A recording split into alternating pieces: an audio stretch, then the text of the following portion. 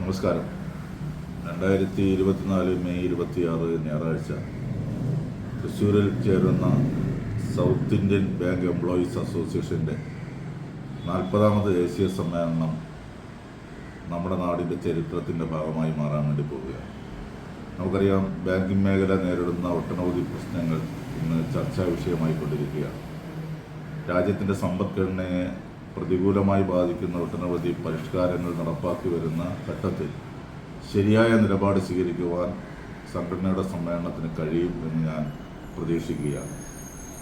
സമ്മേളനം അത്തരം കാര്യങ്ങളെ സംബന്ധിച്ച് ഗൗരവതരമായി ചർച്ച ചെയ്യുകയും ഭാവിയിലേക്കുള്ള പുതിയ നിർദ്ദേശങ്ങൾ അടിസ്ഥാനപ്പെടുത്തിക്കൊണ്ട് സംഘടനയെ കൂടുതൽ കരുത്തുറ്റാക്കുന്നതിന് വേണ്ടിയുള്ള ശ്രമകരമായ പ്രവർത്തനവും നടത്തും എന്ന് പ്രതീക്ഷിക്കുകയാണ്.